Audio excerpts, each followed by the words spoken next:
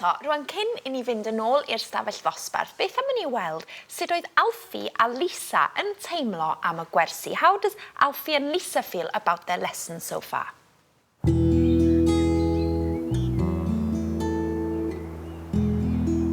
Because I started with less knowledge than everybody else, I feel like I'm really struggling to keep up. So if I've got 10 minutes spare, what's the best thing I can do to try and sort of catch up, really? How's that sort of time best employed? Well, from your point of view, what I would say is just carry on reading the text lightly as if it was a novel. You know, a quick 5-10 minutes of reading through it. If you can do it more than once a day, that's great. Coming out of the lessons, I literally kind of just need to get away from everything. They're chucking so much stuff at me that I think I'm about to explode. So when I leave the room and I try and come back to being Gareth, try and leave everything in the room, but in the room in my head, so I can maybe absorb it without thinking too much about it. But it is intense. How do we say? With this method, the harder you try, the less you learn, because you're actually closing down. It's like peripheral vision. If you focus on one thing, you can't notice what's happening on the sides. And it's basically the things on the sides which actually go in better. There's a lot of people in there who are much better at the language and much more equipped. They're shouting out and I'm kind of just like getting angry because I can't shout it out. And then they're saying it and I'm like, I knew that. So it's really annoyingly frustrating. But I know it's in there. It's just trying to get it in from there and get it out. Your comprehension has zoomed ahead. Well, you didn't have any Welsh when you came here. You think you were bore da and diolch, maybe that was it, yeah. But now you can look at quite complex sentences with big words like bydysawd, which means universe. Well, I mean, I don't know how many Welsh learners know the word bydysawd, you see.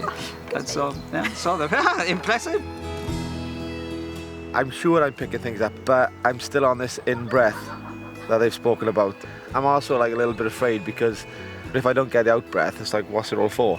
So I'm, like I say, at most things I'm too eager. I want to be the best too quickly. Be chilled, be laid back, and it'll start flowing through. And you won't have any control over what comes out, but that's fine. Gosh, I'm going to have an even greater lack of control than I do at the moment. Well, indeed. So I think keep off the wine then, I think. Yeah, right, okay. Brilliant, thank you very much. Does it help? Yeah, I feel loads better about it. Thank you. I think at the end of this, when I look back at it, it'll definitely be one of the best experiences that I can say I've actually, you know, been to this place with this bunch of people and hopefully at a foundation of learning the language that I've always wanted to learn.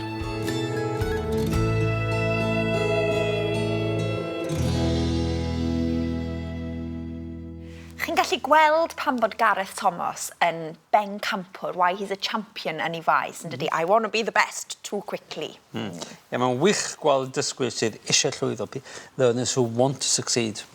Reit te, dyma'r foment dych chi gyd wedi bod yn disgwyl amdani, the moment you've all been waiting for. Can y Siani Flewog, Siani Flewog. Joiwch. Siani Flewog. So Siani Flewog is actually, Siani Flewog. Blewog is hairy. Siani Flewog, Ble'r, Dringo.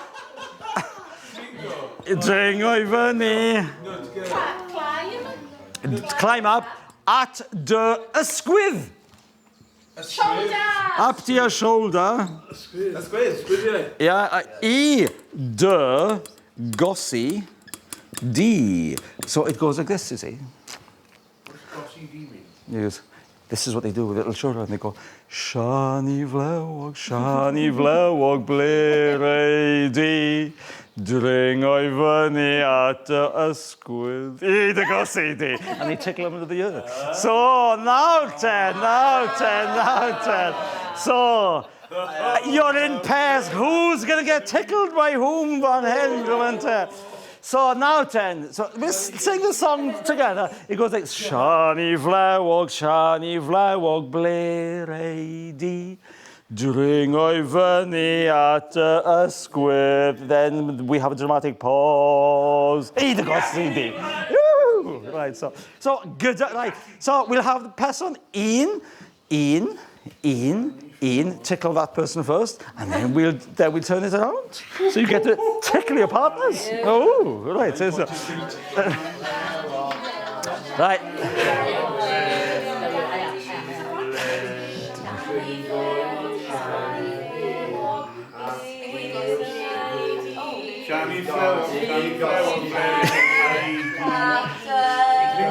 Can you stop your Amelia? I think we need to work on the melody, I think. Right. Get on, gilydd. Weithio ar y melody. Right. Dig on the melody in iawn, okay? Oh, right, okay. So, Siani, Flewog, Ble'r, Dringo fyny at ysgwydd. Pause! I dy gosi di. Iawn, eto, so, right, okay. Yn y nôl chi, iawn, okay? Yeah. It sounds like you should be singing to film. It's the dramatic tension as the kids are waiting there and they're like, woo! Right, yeah. Okay, bye.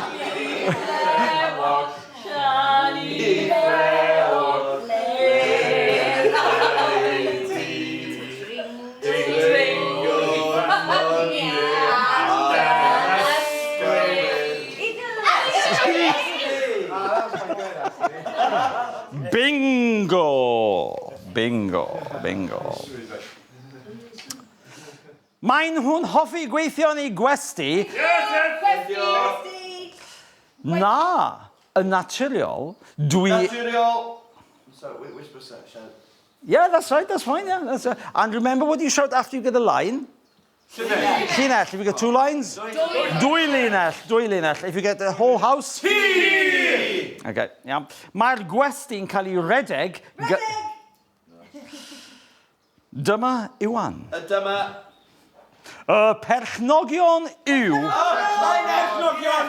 Llinell! Oh, right. Oh. Right, beth yw'r 3 gair sydd gyda ti?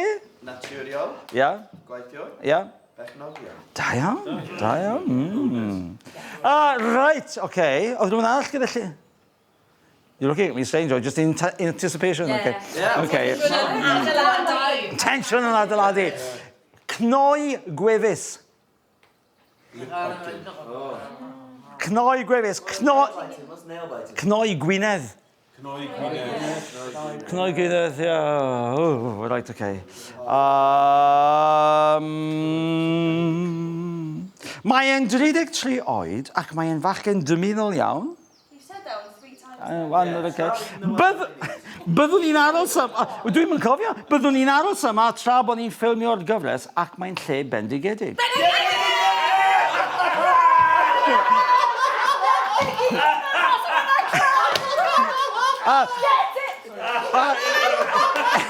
Excuse me, was that just a comment on my teaching, or have you actually won? Tea!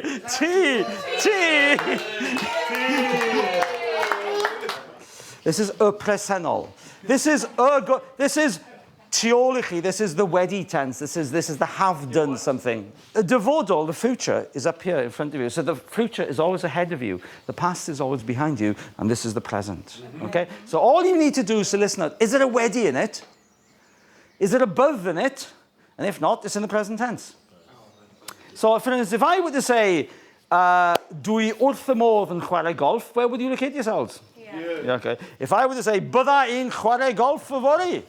Iawn. If I say, dwi wedi chwarae golf, wythnos diwetha. Okay. Mae Fflach yn licio chwarae golf. Right, okay. Mae Fflach wedi chwarae golf. Bydd Fflach yn chwarae golf wythnos nesaf. Dwi wedi gyrru car rasio. Okay. Bydda i'n talu am y gwyn coch heno meddai Heddap Dafydd. Dwi wedi yfed gormod o wyn coch. Mae hi'n heilog heddiw. So it's just, there's no wedi and there's no be, so it's in the present. Mae hi'n heilog. Bydd hi'n heilog yfory.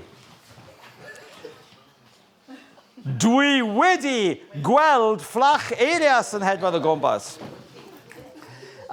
Bydda I yn mynd I Aberteifi heddiw. Dwi wedi bod yn Aberteifi o'r blaen. Dwi wedi.